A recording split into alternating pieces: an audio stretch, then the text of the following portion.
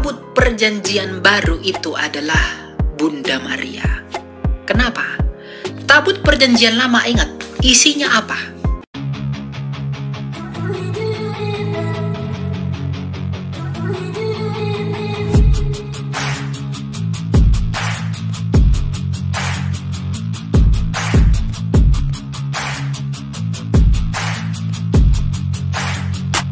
Selamat datang di channel Bella Kebenaran.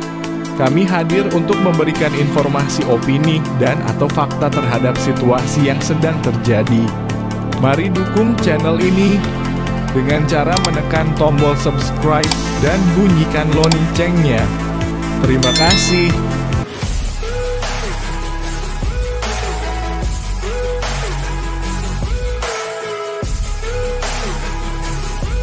Ya, saya mau bertanya tentang ini, Kak. Di dalam konsep kekristenan kan tidak mengenal istilah cabut-mencabut nyawa. Betul. Nah, tetapi di dalam Keluaran 12 ayat 29 berbunyi begini. Maka pada tengah malam Tuhan membunuh tiap-tiap anak sulung di tanah Mesir, dari anak sulung Fir'aun yang duduk di tahtanya sampai kepada anak sulung orang tawanan yang ada dalam liang tutupan beserta segala anak sulung hewan. Nah, yang menjadi pertanyaannya, ketika Tuhan membunuh anak-anak sulung di tanah Mesir, apakah Tuhan mencabut nyawanya atau bagaimana, Kak? Terima kasih. Ya, kematian, sekali lagi kita harus tetap konsisten. Roma 6 ayat 23, sebab upah dosa adalah maut. Ya. Dibunuhnya anak-anak sulung di Mesir, itu adalah dampak keberdosaan orang-orang Mesir. Ya. Jadi Tuhan tidak sekonyong-konyong bunuh begitu saja. Tapi itu karena akibat dosa orang-orang sana, orang tuanya. Jadi Tuhan bunuh mereka. Gitu. Gitu ya? Oh, jadi konteks dibunuh di situ akibat upah dosa itu ya, Kak? Bukan dicabut nyawanya? Ya, karena keberdosaan mereka makanya di Tuhan bunuh mereka. Tuhan tidak membunuh mereka karena tanpa alasan, tidak. Tetap dosa itu yang membuat mereka terbunuh, gitu. Bukan mereka suci terus Tuhan bunuh, nggak ada orang lahir suci, gitu ya. Ya, itu aja, Kak, menjadi pertanyaan saya. Terima kasih, Kak. Ya, Tuhan berkati. Silakan, Anarian. Lebih mau menghilangkan doktrin sih. Pernah dengar nggak sih doktrin bahwasannya ada bilang gini? Di Alkitab itu bilang kalau Yesus itu kan bangkit di hari ketiga toh, bener ya? Nah, banyak yang bilang kalau di Alkitab itu, kalau kita hitung dari harinya itu masih di hari kedua. Nah, saya cuma mau nyampaikan itu aja, ada doktrin bilang Alkitab itu salah. Kalau yang saya pelajari, kalau nggak salah itu kita mengikuti zaman, apa ya namanya? Perhitungan waktu zaman dulu dari jam 6 sore ya dimulai hari. Saya agak lupa, boleh dibantu supaya menghilangkan doktrin yang salah aja. Doktrin yang benar memang 3 hari. Kalau kita itu mengukur hari itu dari 00 ke 00. Kalau orang Yahudi itu dari petang ke petang. Ya. Yep. Sebentar ya, saya gambar lagi. Saya bolak-balik lah, saya turun dari tahta ini. Aduh. Karena banyak sekali yang bilang seperti itu. Kenapa di Alkitab itu kita bilang itu 3 hari, padahal di Alkitab itu cuma 2 hari. Nah, ya, karena mereka tidak belajar. Ya, cuman mau supaya mengklarifikasi. Mana tahu ada teman-teman kita yang punya. Yesus mati hari apa? Hari Jumat kan? Jumat sore ya, menjelang petang. Oke. Kamis, Jumat, Sabtu, Minggu ya. Dari jam 6 sore hari Kamis ke 6 sore Jumat ini 1 hari. Yesus mati jam 3 sore di sini dia mati, itu dihitung 1 hari. Dari sini ke sini jam 6 1 hari, dari sini ke sini 1 hari 1 hari. 3 hari. Udah, selesai. Gitu ya? Ya, cuman mau menghilangkan itu aja sih. Udah nggak penasaran lagi kan? Oke, terima kasih El. Iya. Gampangnya itu. Oke, agak lagi mau kau tanyakan? Ada, tapi lebih sensitif, lebih baik nggak Gak usah. apa-apa, tanyalah kenapa. Ya jangan kau tanya ukuran celana aku di sini. Enggak, lebih ke tabut Allah, tau nggak sih? Tabut perjanjian. Ya, tahu kita yang viral yang akhir-akhir ini seperti negara lain tuh, bangsa Israel dengan Palestina, seperti itulah. Nah, aku masih belum ngerti nih. Kalau bisa bantu, kenapa bisa tabut perjanjian itu kan awal mulanya di Israel nih, benar ya? Atau Ya. gimana? Kenapa bisa berpindah gitu loh? Bisa bantu nggak? Aku masih di situ masih. Kemana berpindah? Ya, pindah ke negara apa ya? Arab ya kalau nggak salah ya. Seperti itu. Itu kan tabut perjanjian yang kita kalau di Alkitab kita ya. Di Alkitab kita itu asalnya dari Israel toh. Benar ya? Nah, kenapa bisa jadinya berpindah sampai ke negara Arab sana? Gitu loh. Boleh bantu ceritain sejarahnya nggak sih? Nggak ada tabut itu pindah ke Arab. Siapa yang bilang itu pindah ke Arab? Ya, itu saya menggunakan sumber Deuterokanonika ya.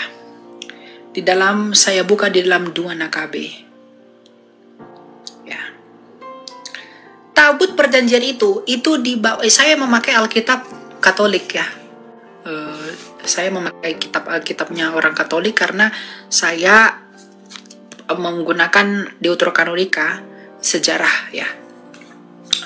Di dalam 2 Makabe 2 ayat 4 dan 8 dikatakan begini.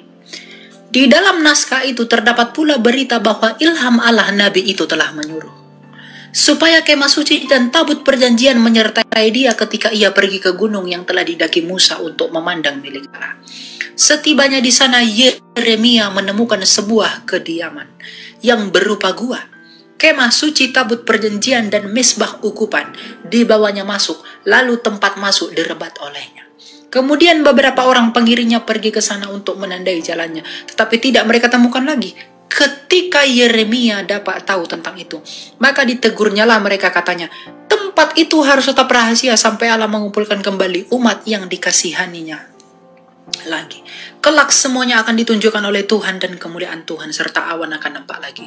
Sebagaimana dahulu dinyatakan kepada Musa, sebagaimana Salomo pun telah berdoa juga supaya tempat itu disucikan secara istimewa. Jadi dalam pemahaman orang Yahudi, mereka percaya bahwa tabut perjanjian itu sebelum dijarah ketika masa pembuangan, Yeremia telah menyelamatkan tabut perjanjian. Dalam tabut perjanjian itu ada tongkatnya Harun, ada roti mana, roti yang dimakan orang Israel itu selama 40 tahun, dan ada 2 loh batu. Nah, orang Israel percaya tabut itu sudah disimpan ke sebuah goa, nggak ke Arab, ya. Tapi di goa, kita nggak tahu goa itu di mana, oleh Nabi Yeremia, menurut 2 Makabe 2 ini tadi, ya. Nah, tabut perjanjian itu sampai sekarang tidak ditemukan di mana karena nggak ada yang tahu tempatnya. Ya. Nah, tetapi yang terpenting adalah tabut perjanjian baru itu adalah Bunda Maria. Kenapa? Tabut perjanjian lama, ingat, isinya apa? Tongkat Harunnya Musa yang mewakili keimamatan, imam. Roti mana?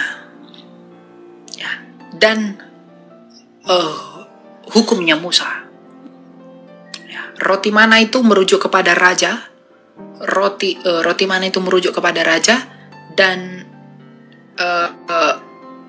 hukum-hukum itu merujuk kepada kenabian di dalam tabut. Nah, di dalam perut Bunda Maria, imam, raja, dan nabi, yaitu Yesus, telah lahir ke dunia.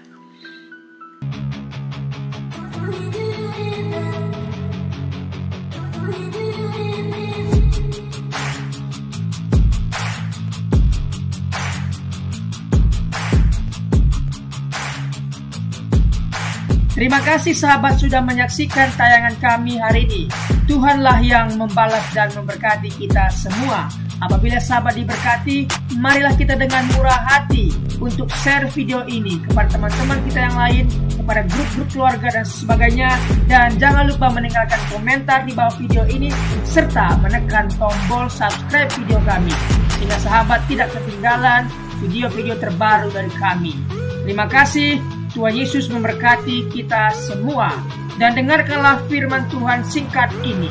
Mintalah maka akan diberikan kepadamu. Carilah maka kamu akan mendapat. Ketuklah maka pintu akan dibukakan bagimu. Kita harus melakukan sesuatu sampai sesuatu itu akan terwujud atas hidup kita. Minta, cari, dan ketuklah maka Tuhan pasti membukakan pintu. Lukas 18 ayat 1. Yesus mengatakan suatu perumpamaan kepada mereka untuk menegaskan bahwa mereka harus selalu berdoa dengan tidak jemu-jemu. Kita berdoa dengan tidak jemu-jemu. Terus minta maka pasti akan diberikan. Tuhan Yesus berkata, karena itu aku berkata kepadamu, apa saja yang engkau inginkan ketika engkau berdoa, percayalah bahwa engkau telah menerimanya dan engkau akan memilikinya. Amini ayat firman Tuhan ini, bahwa Tuhan pasti memberikan segala sesuatu yang kita butuhkan. Semoga Allah, sumber pengharapan, memenuhi kamu dengan segala sukacita dan damai sejahtera dalam iman kamu, supaya oleh kekuatan Roh Kudus kamu berlimpah-limpah dalam pengharapan. Terima kasih. Apabila sahabat ada komentar dan pendapat yang lain terhadap video hari ini, boleh tuliskan komentarnya, pendapatnya di kolom komentar di bawah video ini, sehingga kita boleh diskusi di sana.